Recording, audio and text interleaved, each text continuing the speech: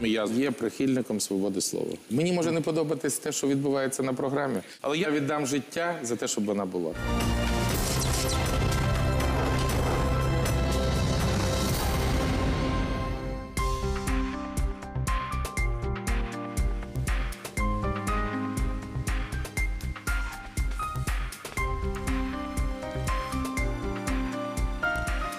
Hello from Kiev. Welcome to Shuster Live in English. Our guest today, Peter Dickinson, Chief Editor of Business Ukraine magazine, Paul NILAND, writer, founder of Statement Email, STEPHANE, reporter and correspondent in Ukraine, 2 French newspapers. We have Le Figaro and Le Temps. And in BATESON, correspondent for foreign policy. Let's talk about an absolutely original issue, corruption. No one's tired of that. No one in Ukraine. But, you know, the stories in 2 newspapers, in English, The Independent and Mirror Weekly, in Ukraine, both December 2nd, both about the same person. Now, the article in The Independent starts with story, investigative story, I would say. Senior government figures in Ukraine whose government has received billions of dollars of international funding since the uprising that toppled former dictator Viktor Yanukovych have been accused of massive political and financial corruption by a senior former ally. So the senior former ally is not exactly senior, he's not exactly an ally, but we're talking about Alexander Onishchenko. He is a founder of the Ukrainian Olympic equestrian team. And he participated in 2 Olympic Games himself, in London and in Rio.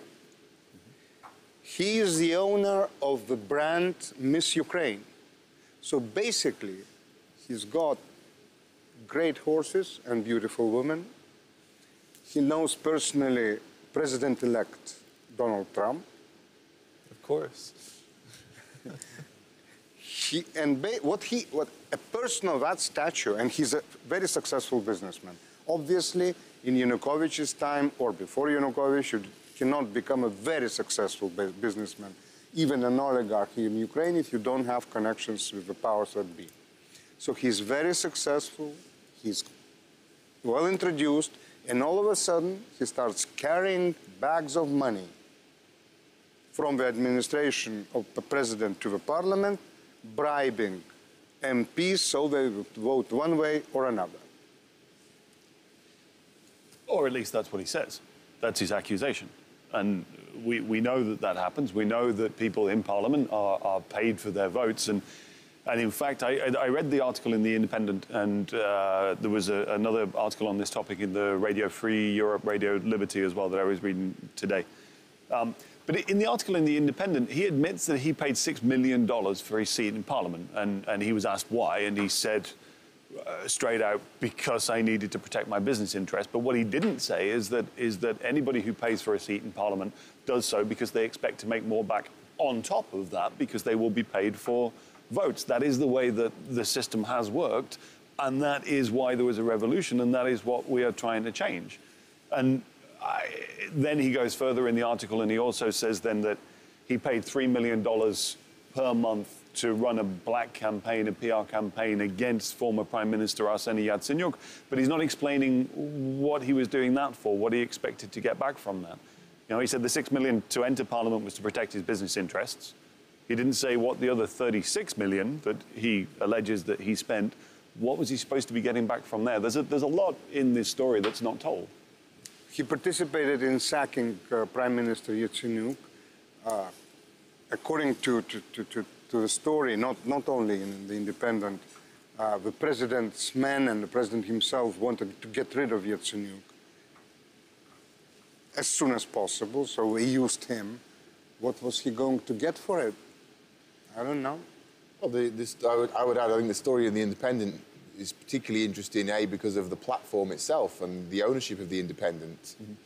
Mr. Lebedev, who is former allegedly former FSB, KGB man. Well, I wouldn't say that he is now somehow connected to the KGB or to the Kremlin. I think it overshadows the larger issue, because I've heard people talk about that. I think either way you look at it, putting that aside, you've had... But Peter, tell me please, I'm sorry, I'll just... Go ahead. But can you, he is the owner of a newspaper. Can he come and tell a journalist or a journalist, you just publish it?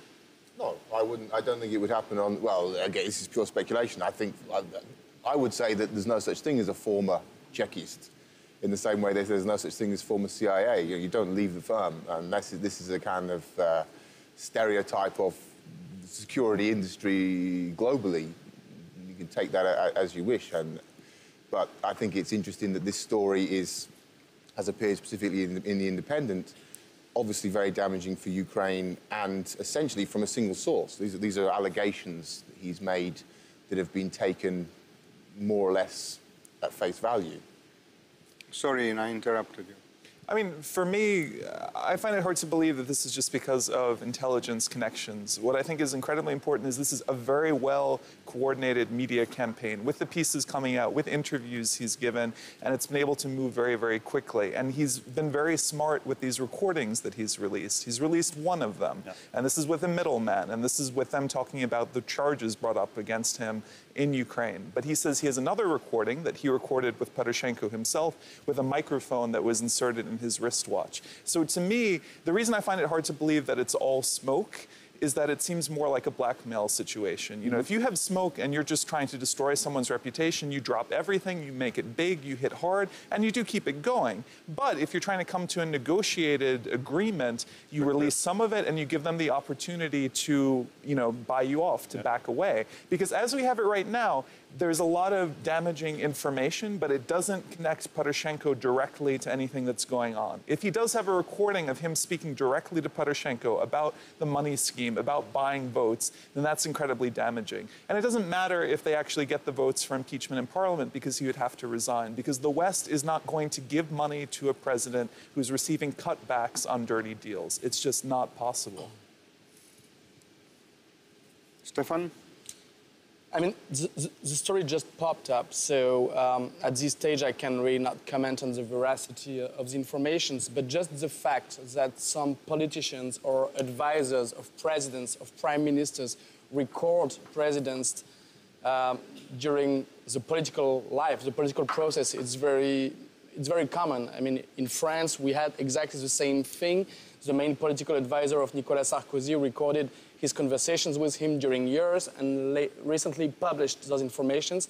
And it contributed to the political killing of Nicolas Sarkozy. So I would not comment on the veracity, but everywhere in Europe, such practices do exist. But when you're dependent on donor money, I mean, it puts you in a weakened state that can hurt you so much more. I mean, it's one thing. It always destroys your reputation with the public, right? You know, taking money, abusing the system, that's one thing. But when you're dependent on donors and suddenly you can't argue, you can't have the president argue that he is a reliable person to give this money to, it's very damaging. Because for me, the image, up until this point abroad, Poroshenko has been able to project the image that he is the good guy trying to reform Ukraine and other people are the bad guys. Now, people have argued that, Kononenko, his guy in the parliament, has allowed him to do that. Kononenko plays bad cop, deals with the money. Poroshenko looks good and goes abroad. But as soon as Poroshenko loses his ability to do that, he loses all credibility. And that is a huge threat to the stability of Ukraine. And in fact, sorry, it was exactly what you were saying. It was exactly in that first paragraph that you read out, that Ukraine, a state which is a recipient of billions of dollars of international aid. It's right there. That's exactly the story was framed. We're giving money to a crook. That's the framing of the story. I mean, that's basically more than the veracity. What's important, it's not the truth. It's the perception outside, in fact. I mean, maybe it's not true, but it might be true. And the perception of Ukraine is already in many media in Western countries as a failed state for many reasons. So now when we talk about corruption, of course there is corruption. There is nothing new. There is Let's talk about the question that they have. I mean, after the EU declarations, the biggest question about Ukraine in international media is where does this money come from? You have piles of cash, you have expensive trips to outer space, you have jewelry, you have paintings. So the question is where does that come from? And he is giving the media, right or wrong, he's giving them an easy answer. It is cutbacks, it is dirty deals, and as you said before, it is schemes for buying votes and trading them for things that don't work. Not only because the article in Mirror Weekly, editor-in-chief, Yulia Mostovaya, she's an informed journalist, and she quotes, it's an info from inner circle, I suppose of a president or I don't know whom, but anyway, buying votes, second, withdrawing cash flow and shares in favor of president and his inner business circle, and third, sharing dividends from state companies like Ukrgazdobыча. But I saw his interview. He was participating in a program, live program on Russian television, SIOHAN. I did, yeah, I watched it. You watched it as well, right? I'll tell you, he was quite convincing. He was quite convincing, yes.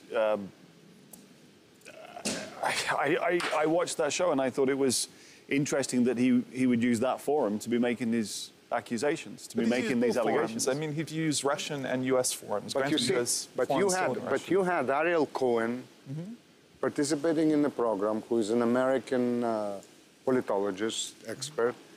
He had Dmitry Symes, who is the director of Nixon Institute in Washington and sort of well introduced into Republican circles. And they were discussing what he has reported on Ishchenko, that the case is now being handled by the Justice Department in Washington. No. Well, I mean, what they have said is that he has provided evidence to them. And they issued a statement in response to the Radio Free Europe article, which is that people regularly contact them and give them sources. That doesn't mean they're investigating. It means they've received something. And so that's the tricky game, because he can amplify himself by saying this is being looked into by the Justice Department, this is being looked into by other people. And that makes him more important, but it's not necessarily the case. Well, I think is it their jurisdiction either? I mean, he's not being accused of breaching American law, which is the... No, but he was accused of breaching Ukrainian law, right? So he's a member of Parliament, and there was evidence that was presented to Parliament. There were 3 votes to strip him of his immunity, to prosecute him, to arrest him, etc., etc., after which he fled. So the gas company that you just mentioned the name of, I forget, it's rather long name. Ukrgazdobыча.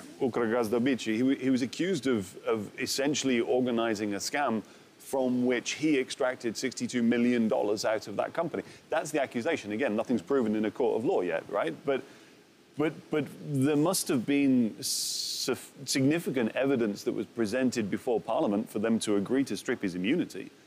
I mean, isn't that where this goes back to? Isn't he, which is the accusation that comes back from Poroshenko, that this guy's now playing this game and claiming that the charges against him are politically motivated? Are they? Did he really participate in a $62 million scam? Not only, actually, the $62 million, the $36 million he claims to have paid to Black and Yatsenyuk's name, the $6 million he claims to have paid to get his seat in Parliament. The Radio Free Europe article also claims 11.825 million euros that he says he was handed in order to be buying off these votes. But I mean, this is why it's resonating so much, because if you watch the interviews he's done, he's been incredibly frank about all of it. He's shown SMSs, brought this all up and just said, this is how it is, this is how it works, it's simple, they wanted money and I gave it to them. And this is the problem, what's making it harder to go away, because people are used to anti-corruption experts or prosecutors saying this may have happened, allegedly this happened. And he said, no, I'm the middle guy, right? I'm from the system. I probably, had these connections going way back. And by the way, politics hasn't changed and people are working in the same way. And that's the really scary thing for Ukrainian politics, because we're in a moment of flux. Ukraine will not be a priority for the Trump administration. And anything like this that makes it seem like a leaky cup is going to make it that much harder to argue for consistent support. It could be the nail in the coffin, in fact. Of what? of Ukraine's support from the United States and from the international community in general. It's certainly a good excuse. If you don't want to support Ukraine, if you're looking for a way out and you think it's not getting you anything, being able to say, listen, this guy came forward, provided information to the Justice Department, is saying that he's paying for votes, something that Yanukovych did, something that was shown in Reuters investigations and others, then it's very hard to argue for that being continued priority. Well, I think you got to be. I think all of us, I'm sure Savik would agree, that none of these accusations are surprising. This is exactly the pattern that has always been assumed and has always been talked about. They're not usually that central. No, I think no. Peter, but I'll tell you, I was a little bit surprised. Which aspect? I was surprised by how blatant it is. Mm-hmm. In a sense, the scheme, okay, he says it. Alexander Onishchenko says it. I don't know if it's true or not, but he says, you go to a big businessman, to an oligarch. Basically what you do, you say, okay, I arrest your shares. You want them back? Pay me. And he says, Rinat Akhmetov, one of the big oligarchs, the biggest in Ukraine, had to pay 200 million. So they let him free. You see, no, that impresses. You know, and this has always been the, at the level of just, gossip almost. No, we were not surprised. In Yanukovych's time, we were not surprised. Because there was his son, Alexander, the dentist, so-called. Yeah? They were doing that kind of stuff. And in fact, people were paying a lot of money. Yep. I don't know, somebody says even half of their after-tax dividends we were paying to Yanukovych's family. Yep. They got used to it. After 2012, until the revolution, we understood. But here, I'll tell you, I do have experience, but again, I was surprised. I mean, I think for me, the hard thing right now, there is a lot that's not clear, right? But the danger and what worries people is it seems to answer a lot of the questions that have loomed large and not been there. When people say that no senior member from the Party of the Regions, from Yanukovych's administration, is behind bars, very few people think it's because everyone's so incompetent to not be able to get a single one of them. Sure, the higher-ups could get out, but there have been rumors for a long time that these people have been able to buy their way out of trouble. And when you go into the regions, the people who had been, the Party of the Regions had worked with others, have been co-opted, have been absorbed into Poroshenko's parties and to others. The fundamental issue is post-Maidan, you did not crack the old system. It's still there and it continues to function. If it's functioning on this level, then I think that's terrifying, both to international observers and to average Ukrainians. But what I think is different, though, after the revolution, you're right, the system wasn't cracked. And you were right earlier on when you said it's about the perception, okay? So this article comes out, and once again, the international conversation is, oh, my word, Ukraine's this terribly corrupt place, blah, blah, blah. We're sitting here, we know what's going on, we're not surprised. But what I think is different is that previously it was probably 97% of Parliament that acted in that way. I don't think it is now. I think it's probably 70-something% of Parliament that acts in that way, that are still in this mould of being paid for votes. I'm pulling figures out of the air, right? There were one or two honest politicians in the days before the revolution. There are certainly more now. There are certainly more people who are inside Parliament right now who are working for the good of the country. And so the perception is, here's this incredibly corrupt place, look, this man's making all these allegations. And actually, if it turns out that what he's saying is true, I don't want this to go away. I want this to be the story. I want, finally, somebody to be coming in and saying, here is all the evidence, I've recorded it, stop putting these people in prison. Now.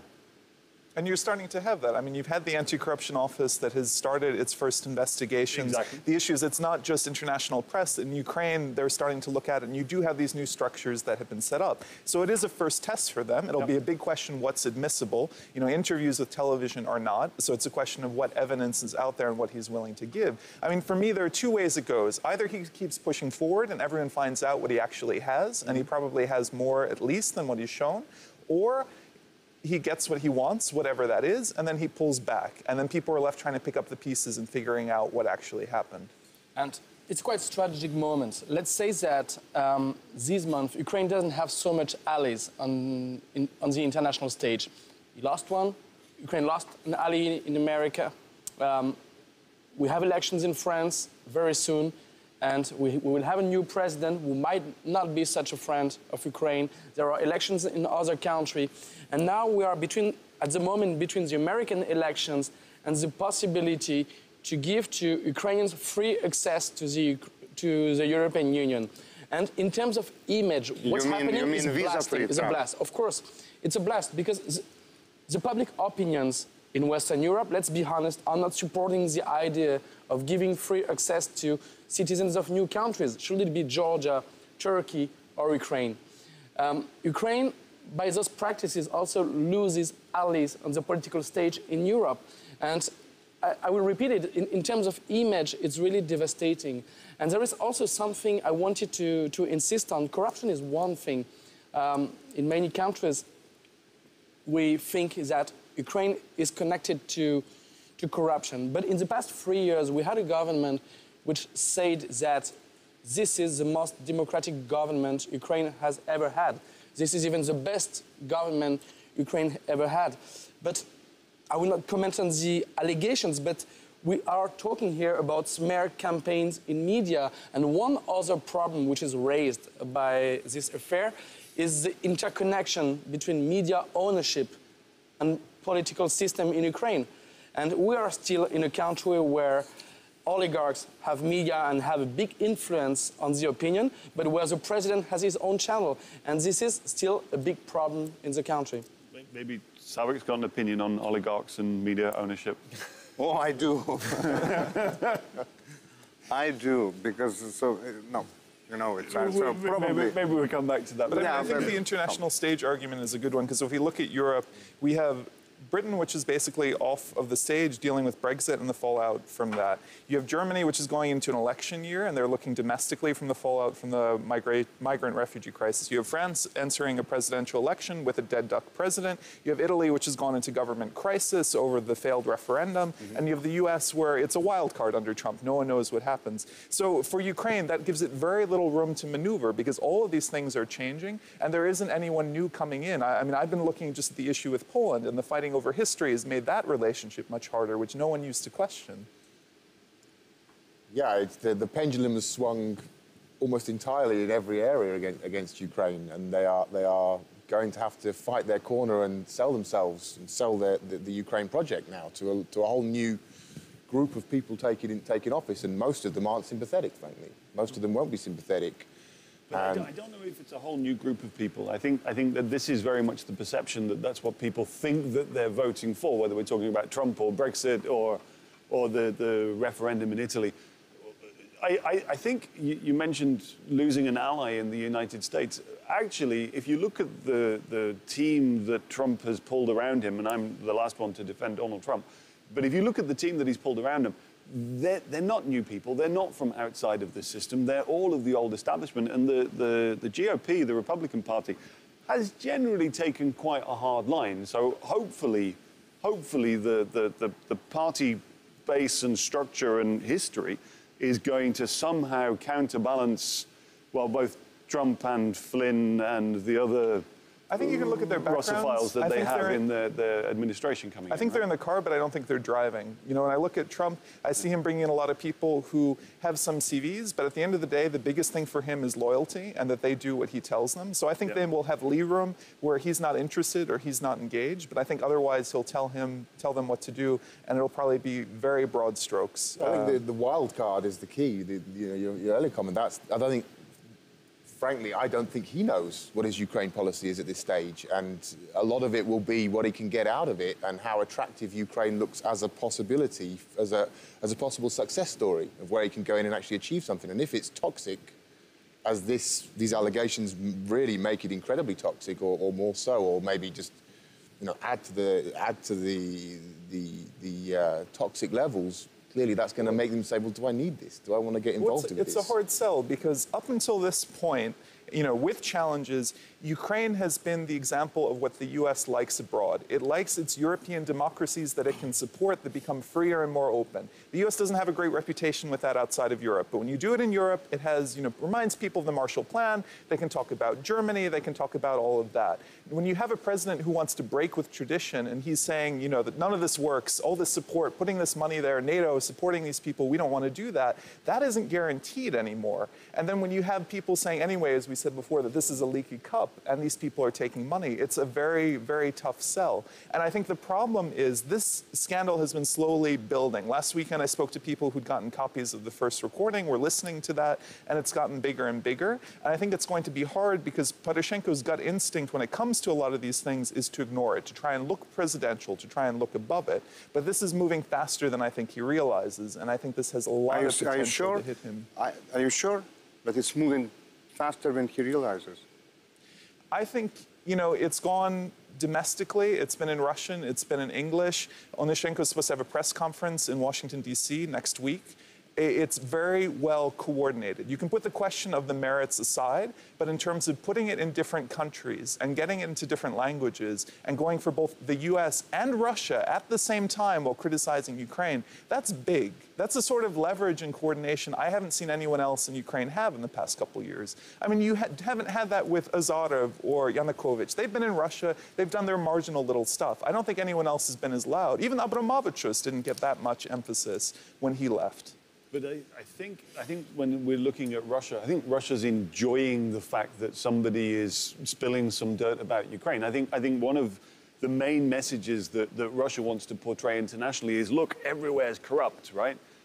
This is what happened when the Panama Papers came out, and the defense of Roldugin's $2 billion that went through that company was yes, but there's corruption in Iceland and there's corruption there and there's corruption there, right? What people have to realize is that's what they want to happen. I agree with that. I mean, sure, there's Schadenfreude from the Russian side. They're into all of that, but it's very hard for Russia to come down hard on corruption and for Russians to care that much about it. It's such a big domestic issue that I don't think it appeals to Russian cynicism in the same way. In the U.S. and the West, when you're arguing for aid dollars and people have these expectations, I think it can hit much harder. Yeah. Well, the Russians aren't doing it for their domestic audience. The Russians are doing this for the American audience, for the European audience. And this is why this is, again, with the Russian-owned British newspapers, with the Russian TV and the Russian involvement in creating the noise about this. But fundamentally, that doesn't really matter. The facts are the facts, or the allegations are the allegations, rather. They are damaging in themselves, regardless of the source. And it's a bit like in America with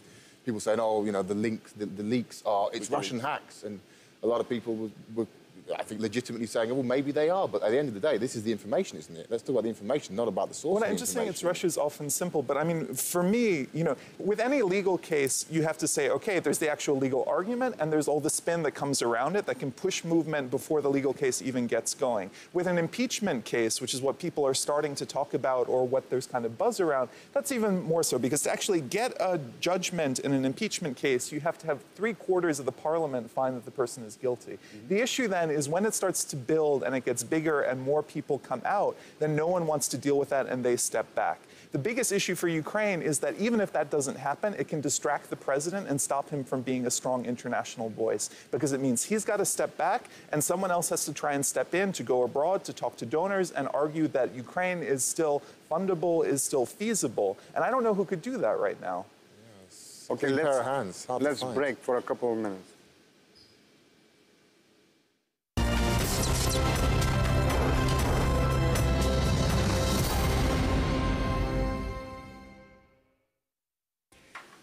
Let me turn a little bit the discussion from a little bit far away. I've just come from Italy. I voted in the referendum. And the analysis of the results it's not all that black and white, not all that simple. Okay, we'll have a crisis and we'll have new elections and we may have an anti-European government, etc., etc. But what is the most important, nobody expected that kind of turnout. 70%. Nobody expected so many young people voting. So finally, the intellectual conclusion was that basically we cannot make young people wait 5 years. It's impossible. They cast their vote, they wait 5 years for anything to change. To change. Right? In Ukraine, it's impossible to talk about a necessity of early elections, though you understand they may be needed now. Poll says maybe 30% of the parliament are now working for a country. That's not bad, but you would expect it's not good. It's optimistic, I would say. You say that 3/4 of a parliament are needed for impeachment. Well, with that parliament, it's impossible. Turkeys don't vote for Christmas. Yeah, but if I say it in Russian or Ukrainian, what I'm saying now, I am immediately branded as somebody who is defending Moscow's interests. Yeah. And Onishchenko, the first thing we heard about him, he's a Russian citizen. He's got Russian citizenship. He denied it. But you cannot actually, everything contribute to the Kremlin. Oh, I would say it's a legitimate issue, but it doesn't change the allegations. Again, we're talking about the hacking. Okay, frankly speaking, I think there's a lot of indications that the Russians are, at a minimum, taking a lot of joy in this whole process. But do you think the legitimate issue is his Russian citizenship, or what? If he has it?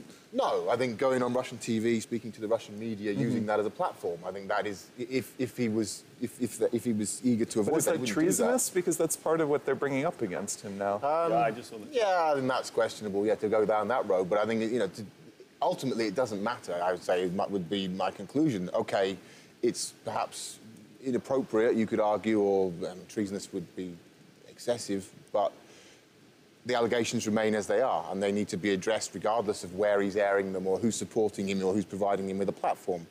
I would say that the issue here is raising is how you can fight corruption in a country where almost everybody is corrupt. And if they picked out another guy, okay, the party you mentioned earlier, the Party of Regions guys, okay, they put them on trial, or they seek to take away their immunity, or they seek to prosecute them, they're also going to have their dirt to bring out. Everyone has got something on everyone, and it's almost like, you're prosecuting people for what was standard operating procedure for all Sure, these you have a political disconnect classes. between the rules and the way people act, right? And that goes back to the Soviet Union. I would disagree. I don't think most Ukrainians are corrupt, but I think you have a culture of corruption at the highest levels and the majority of people who are there. I mean, I think when people look at Onishchenko, no one's arguing that he's an angel. Everyone recognizes, okay, he has this influence, he has this money, he has horses, he has the women. They kind of know what comes with that. But they're not used to people being quite so frank about it, and that's the hard thing. And what I think is difficult, when we talk about Russian propaganda, or we talk about Russia, there can be an attempt to dismiss anything that's damaging to Ukraine as Russian propaganda, and that's one of the biggest struggles for actually dealing with democracy and fighting corruption, because you need honesty and you need to deal with those issues directly, which is hard in a time when you're dealing, with informational warfare, but you need high levels of transparency. So the challenge will be, do you not recognize what this guy is doing because you're saying clearly he's being used or he's too well connected, and he is connected? Or do you say, okay, he's not a great guy, but he's presenting evidence, he's presenting stories, and that's what is needed to galvanize Ukraine to actually become the country it's telling people abroad that it is? Well, if you've got a situation where everyone is corrupt and everyone has been involved in these corrupt mechanisms, I think there is an argument for saying the only way to get beyond that is to have a sort of blank sheet, a year zero. Say, okay, what was. We're not going to... An amnesty, essentially, a sort of truth commission type scenario. We say, okay, what was. Now we're going to introduce the legitimate rules. And if you break them now after this point, then they will be prosecuted. But what's done is done. But a lot of people will be upset by that. That's kind of what they're trying to do with the e-declarations. I mean, not quite that formally, but there is this point of, declare what you have, so we know what you have, and as we move forward, you're going to be held accountable for that. The issue then is people are already feeling out the rules. You have the issue with Poroshenko's villa in Spain, which wasn't declared directly, and then later they said, oh, well, it's okay because it's through a company that he owned, but it wasn't listed there, right? And so the problem is that if you have a hard line, you can do some of these things, but it's a smudgy little line that keeps being moved. And then you can't work that way. I mean, I think the hardest challenge with Ukraine is that it's all incremental, and it's a lot of parallel structures, and it's things that can be broken or projects that won't be carried through all the way. And that's the conversation that we've been having for the last couple of years, is can reforms be incremental, or does it need to be like a Band-Aid and you just rip it off, right? And we've tried the incremental way. That's what we've been going through, and the systems, as you rightly pointed out earlier on, the systems have been put in place. They've been built. We have the National Anti-Corruption Bureau of Ukraine. We have a new anti-corruption court we're talking about, and you know, there are various different structures in place that should be dealing with this kind of thing. But are they dealing with this kind of thing? And I think we're at a point now, whether, what was the beginning of your question, whether we're talking about new elections being the next step for introducing a new wave of politicians, a new political class into Ukraine. I said when the Groisman government came in, I expected that it was probably 9 to 12 months that they would last because the coalition within Parliament is so thin. So I don't know at what point we're going to have new elections. What I expect will happen when we have new elections, whether they're early or whether they come in 2.5 years' time, is that, or at least what should happen if we do things logically and rationally, but that's rarely the way in Ukraine. But what should happen is the people that have been sitting in power should be judged on their results. They should be judged on what they've actually done and they've achieved. But and we you know can that's look not at how Ukraine works. I mean, we know the amount of money that gets stolen from the economy for these election campaigns. I mean, that's one of the issues people are critical about early elections, not because they have any love for the people who are in power, but because they know the hundreds of millions of dollars that get sucked from other parts of the country and from the budget to fund these campaigns. And at the end of the day, do you end up with better people? You can hope for it. But I don't, you know, when I look at the polls now, I think I see, you know, opposition bloc, Yulia Tymoshenko's Fatherland Party, and I see Poroshenko's bloc. Those are the top three most of the time. Yep. One of those overtaking the others would not be a change in government or a change in system. It would continue to work more or less as we've seen it here. So the cynical perspective 3 years after Maidan is, if it doesn't change anything in a poor country that's just barely starting to recover economically, is it worth it? And the figures are low as well. It's not, you know, those three front runners are like 13, 10%, 11, 9%. Yeah. I mean, the front... No one likes any of them. The front runner is none of the above. The most popular party in Ukraine is none of the above. We hate them all. That's like 50%. That's like the most popular politician. But I think what we might see, sorry, I'll let you come back in a second. I think what we might see is we are going to see certainly some new parties formed. Saakashvili is already talking about forming one. How popular that will be, I don't know.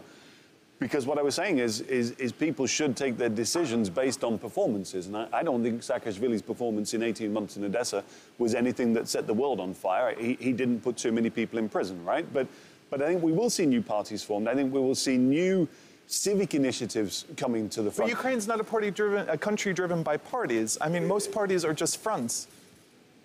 When you look at how they vote, they don't function as parties. Historically, they have been, but that is the evolution of When? Ukrainian politics that we're going through right now. When we see new parties coming in, whether it's the Democratic Alliance or whoever it might be, and these people are standing up and saying, actually, this is what we stand for. We stand for change. Here is our platform. When Here's we our look manifesto. at the new parties, I mean, most of the new parties we're looking at, Democratic Alliance, even Saakashvili's, if you want to consider that in that same group, they don't even look likely to come into parliament to get past the barrier of, 5%, I think they need to get in.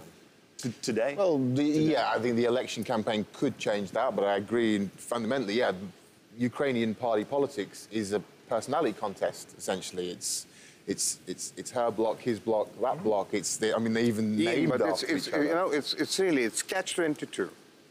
Because basically the oligarchs who control mass media, television in particular, they don't let new faces go on the air. We just don't show them. They show their old usual faces that they know they have all the connections, deals, etc., etc. And here you get a situation. I think that potentially you could have some young political forces coming forward and really presenting the voter with a different kind of a choice, a different kind of a program. But this is a very close circle. And the moment you want to get out of it, as we do, as a matter of fact, that's it. You are being blocked all over by the perimeter.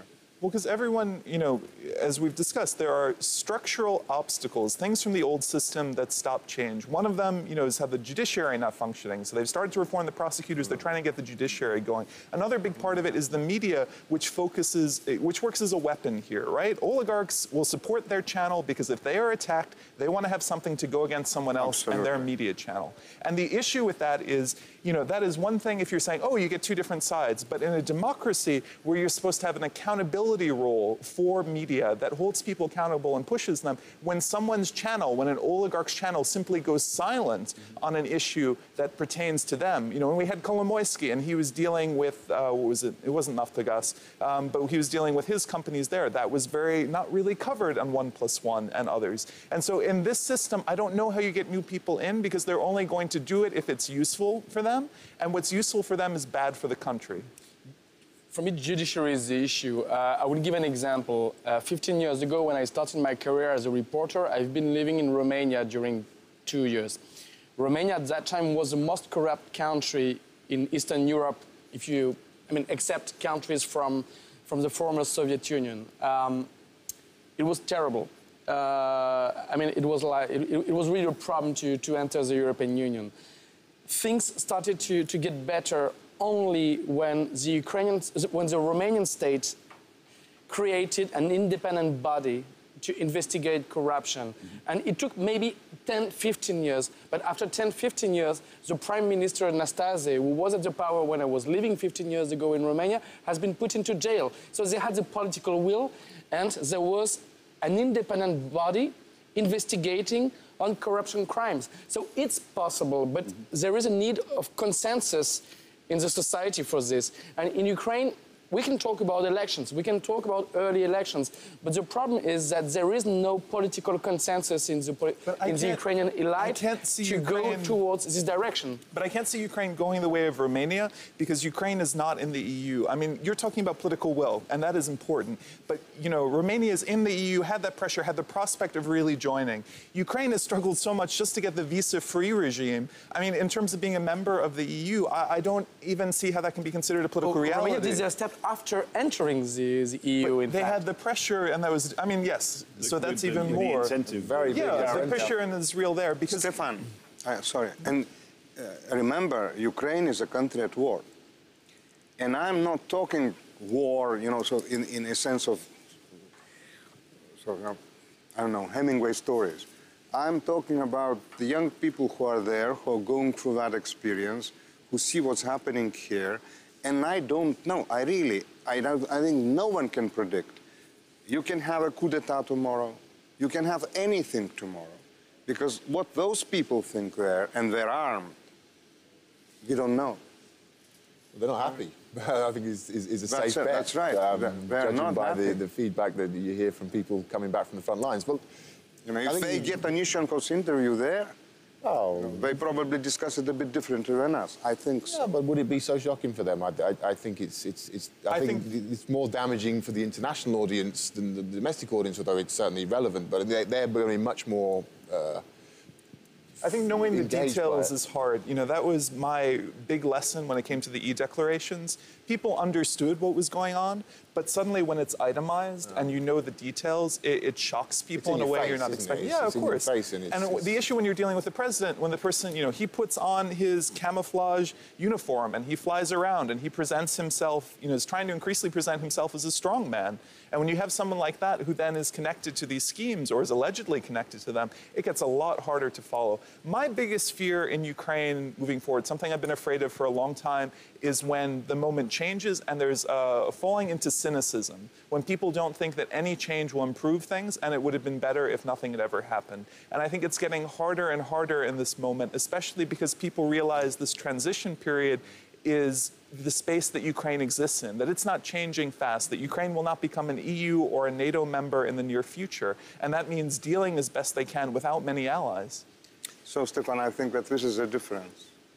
Romania had that hope. Yeah, I mean, in this sense, you're right, because Ukraine has a huge pressure over its shoulders, which is a pressure of violence. But it's also something that politicians should keep in mind when they are dealing with important questions as corruption.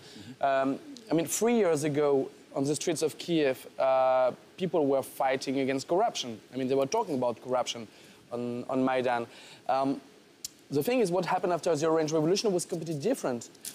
This time, 100 people have died on Maidan, and there is a war. So the pressure is completely different. So we cannot only talk about electoral process. So there is a real pressure on the shoulders of the politicians. Yeah, you know, building a democracy here, there's no European perspective for Ukraine. There's no light or, you know, light at the end of the tunnel or carrot to chase. So they have this problem of, you know, finding the political will, you know, generating the political momentum. That's going to be a problem for some time. And with the international environment changing around them against Ukraine's interests, there's going to be more and more pressure in Ukraine for them to do it for themselves. You know, essentially, they're competing against themselves. They've got to do it. They've got to build a European country for the sake of having it, not for the sake of ticking some boxes on a checklist that's been provided by the IMF or the European Union or Brussels or whoever it may be. But I'm not sure if new elections is going to be a route for that. Ukraine has, you know, democracy is not just about going to having free and fair elections. Ukraine's quite good at doing that in a general sense. I think they've held elections that are more or less free and fair. I mean, of course, there's all sorts of flaws, but essentially, compared to what else we see in the former Soviet space, especially, they're pretty impressive. But that's a tiny part of democracy. The system doesn't work, essentially. Parliament doesn't function as it should. There's no accountability to individual representatives. There's no ideologies behind any of the parties. They don't stand for anything, essentially. They represent the interests of various clans. So these areas need to be addressed, I think, before people are going to be motivated to go back to the polls and say, OK, let's have new elections. Can I jump back to something, though, that we were talking about a moment ago? Savik brought it up, but you mentioned cynicism. I think cynicism is basically a national sport here in Ukraine. Everybody's a cynic, everybody's a skeptic, and that helps and assists the people that are in power to carry on with their games because people just basically play into that.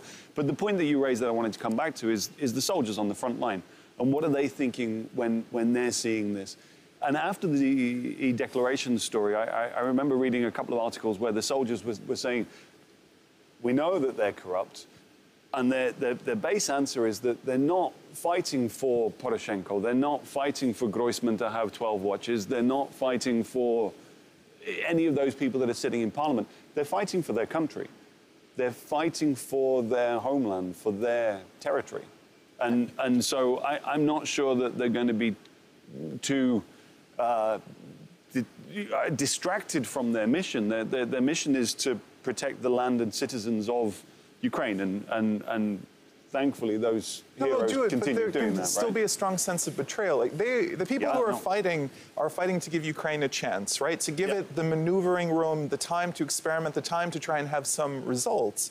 And when all you hear is about corruption scandals or, you know, people doing the same things, people from the old system, that's hard to believe. You said it right, Ian. You said it right when you said when you get the details and they're in your face, that's when it becomes shocking, when you're actually presented with them. I agree with you completely. But even so, those guys that are fighting, they're fighting because they're Ukrainian, and this is their land. And I don't think they'll stop. Not only the soldiers, because I'd like to point out something is that everybody's fighting in the country. Most of the taxpayers, most of the workers pay now what is called Voinanalog. And it's quite important. And I've seen it on their bills, on the official ones. And it's an important amount of money. So I've been talking with many people who pay this war tax. And they pay the war tax and they participate to the effort of war, of resistance. And then they see the politicians. They see the e-declarations and all those rumors of corruption. So the effect is disastrous. So it's not only about the fighters who are on the front.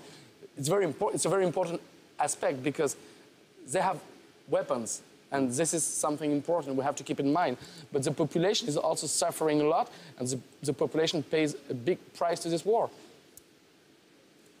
And you know, you always have in mind, and people talk about it quite openly, that basically they don't want any kind of a peace deal. They don't want any kind of an sort of agreement reached so that people start coming back from the front, because these people are much less dangerous for the powers that be on the front line. And the ongoing conflict is quite convenient in a certain sense because they're always able to say, well, there's a war on, you know, we can't make certain changes. That's perhaps a cynical approach, but I mean, that's certainly something that people feel, whether it's true or not. It's certainly something that a lot of people believe, however true or not it is, that it's convenient for these parties. And of course, you have the whole issue of people stealing money from the military funds and whatnot, and corruption in that area, which is... That was one of the first successful reforms that happened, really, was the army structure, the army hierarchy. I remember being a part in the first winter of this war. I remember being a part of a group that were bringing from Canada a lot of Canadian military winter gear.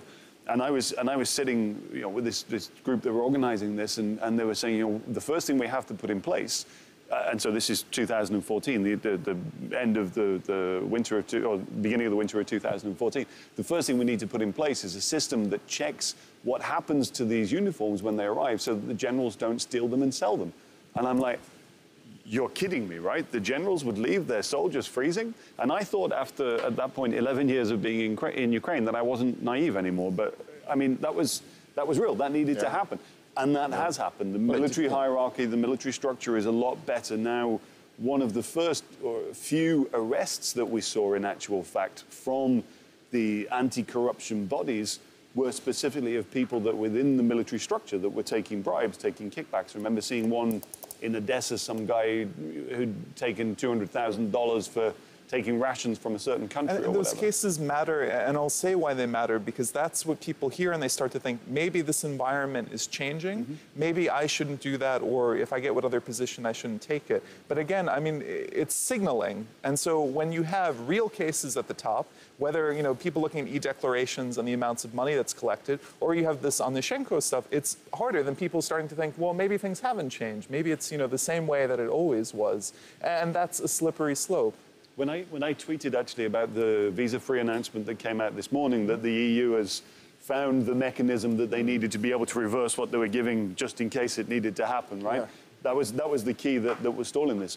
When I tweeted that, I wrote, and in actual fact, Ukraine had to enact 144 reform-linked pieces of legislation in order to get this. It was a huge task. It was a massive, massive achievement. It's 144 pieces of legislation. I think every time we're talking about whatever the changes are, we need to be celebrating the wins as well at the same time. We need to be talking about what's happened and what has changed. Why were those laws all pushed through? I think one of the key factors was no one wanted to be the guy who they said, he's the reason you can't get visa-free travel. Yeah. That's what he did. He's to blame. And there was a sense that they would be taking something from people. And for a long time, I think in Ukraine, there was a sense that corruption was almost a victimless crime, to be taken from the state almost. And there was this tied to a weaker sense of national identity that a lot of people had going back, to the Kuchma area. Well, because everyone plays along. And I mean, the issue that you've had with the EU or with the IMF is it gives you an outside party that you're able to say, whatever the issue is, thanks, guys. I'd love to do it the way you want to do it and the way we've always done it. But if we do that, this big thing won't happen, so I can't. The issue starts to become is if you have a lack of enthusiasm and then you don't have anything on offer, then that system doesn't work anymore. Because you can talk about these things being good, and on the whole they have been, especially with reforms. But once you have visa-free travel, but you don't have a short-term prospect of joining the EU, and you don't have much in terms of money, then it becomes really hard. They need something else on the horizon, something else to. But it's also not sustainable for democracy. You can't have the locomotive be outside factors. It has to come from within, because if it's outside factors, it's just carrots. Or sticks as well. There was a good article by the economist Anders Aslund in the Atlantic Council last week, and he was saying that the last IMF mission here has left without spending any new money or investing any new money into Ukraine. And he was speculating that, on good information, as he always has, that a part of that is because of the failure to unlock the land reform. Yes. That they simply extended again a moratorium on the sale of land. And I was at a Kiev Post conference last week as well, and Ivaras Abramovich, the former economy minister, was saying that the numbers that they'd done on the amount of land that is here that could be sold at a really conservative level, there's probably $32 billion in assets that's sitting there that the state has that they could realize. But they've extended this moratorium, and Anders Aslund in the Atlantic Council was arguing that the IMF are saying, you want our money, but you're not willing to unlock your own sources of money, and this is what keeps... It's an issue that can provoke such a nationwide conflict.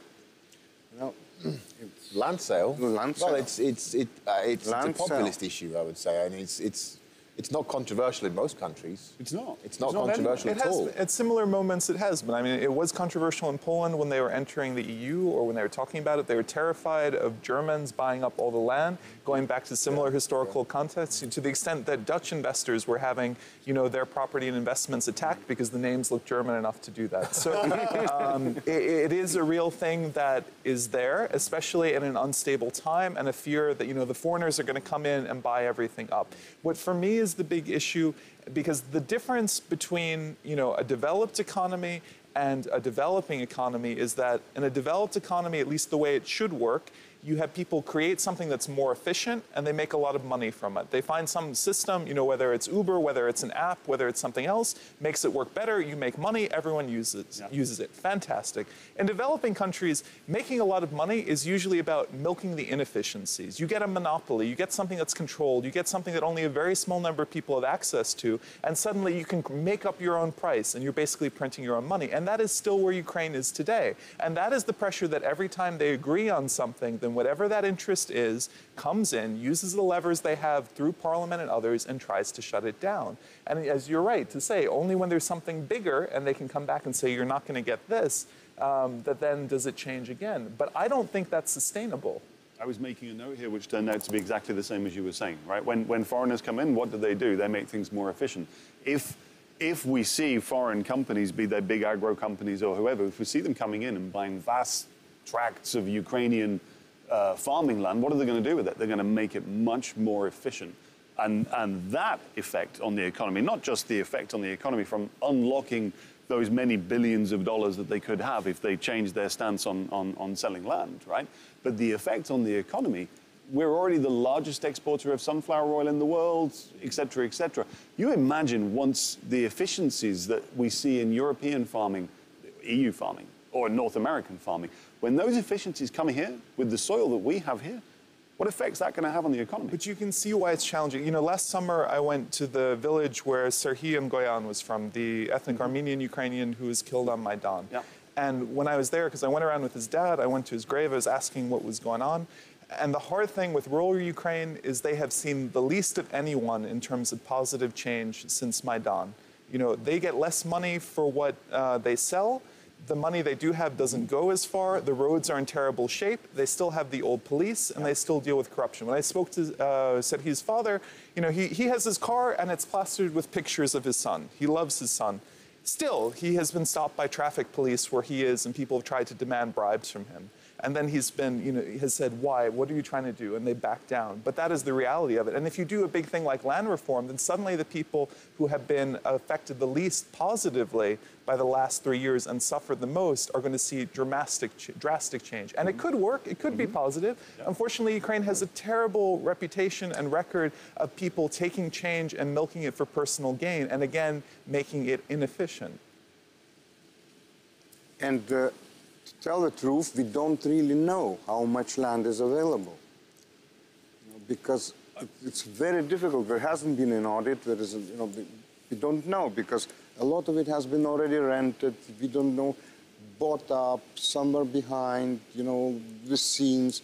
And people are saying that the president has his companies have bought a lot of land, and we know nothing about it. I mean, it comes back to the basic point that the existing system, as inefficient as it may be, is very efficient for the people who it serves best, who are in power. And this could be applied to most of the inefficiencies that corruption is seen as this terrible cancer, and I think in general it is in terms of the broader country and economy. But for those in power, it works very well. It's actually a very good system. It has enriched them hugely. And they still fight to keep it. They will fight to keep it, however much it may be detrimental to others. And and they will sabotage attempts to change it for the better, for the greater good. And it's hard because people can defend it by they present this 19th century romantic nationalism idea of what a Ukrainian village is and what the countryside is. It's beautiful, it's pure, it's untouched. And 2 years ago, I went to the ancestral village where my great-grandparents are from, which is in Ternopil region. And it is a mess. Most of the people are over 60. 65. There are only a couple young people. The school is dying out. And the really hard thing is there is no work. That is why no one stays. They had land, but when communism ended, they didn't have the money to invest in equipment and to get it going again. So it is all collected by corporations that hold it. But those corporations are all automated, so they don't have jobs to give the people who are educated in the Soviet Union. And the jobs aren't good enough to keep the younger people there. So there is a desperate need for change, but there's a giant question about how to do that. I didn't know agriculture was on the agenda for tonight's conversation. No, it wasn't. But if they survive, I doubt that. So we'll certainly discuss it next year. I think it must be on the agenda because there are a lot of people who know quite a bit about it, and it's a very controversial issue in Ukraine, and it has to be solved. You're absolutely right. Yeah. And you said nobody knows what the figures are. I've asked the former economy minister, I can't remember what the number was, but he threw out a number. I mean, these are all the numbers estimates. that are around are in the tens of billions, as far as I'm aware. That I've heard the different estimates. I mean, it's a game changer. It is it's potentially like Middle East oil in terms of the economy. And if you look at it rationally, I mean, that's Ukraine's greatest single resource apart from the people. Another thing is that the country is still at war. If you can attract with land sales German, Dutch, French farmers who want to try and adventure on the black soils of Ukraine. But if we talk about attracting agrarian companies, big international companies, it would be more problematic because the conflict is not solved. So for some international companies to invest in Ukraine, it's still problematic, I guess. It's high risk. Yeah. The conflict is not solved certainly. I think the line where the conflict has moved little in, since, I mean, the last major settlement that was taken over was Debaltseve, which was a week after the signing of the Minsk II agreement. So, I mean, they're fighting over the prom zone in Avdiivka at the moment. The Ukrainians are holding on to it, and the Russians want to take it. There's very minimal chance. around Shirok in the north of Mariupol. It's all about perception, because when I'm going back to Paris and people are saying me if it's safe in Kiev. Yeah. So Debaltseve or prom zone, nobody knows about it in other countries, doesn't mean anything. And I come from a very agrarian region in the west of France where there are many companies, many possible investors, and they don't make any difference between Avdiivka and Ternopil. Yeah. So it's hard, but the issue with Ukraine is you also need someone to champion something like that. And it's great that Abramovich is talking about it, but he's not in government right now. And the number of brilliant ideas for Ukraine that people have come out with that have never been implemented is just huge, because as we all know, the bureaucracy is still very Soviet. It's hard to get something through, and you need someone who can cut through all that red tape and argue for why it's good. And I don't see big advocates like that on the national stage. The person who talks loudest and can probably get the most hype for what he's talking, at least in Western press, which matters because that's what the donors read, is Saakashvili. But again, he doesn't have political power right now, and people question how much he actually got done in Odessa. Well, unfortunately, we must stop. Our time is up. We must stop. I hope next year we'll continue. Anyway, whatever happens, Merry Christmas and Happy New Year.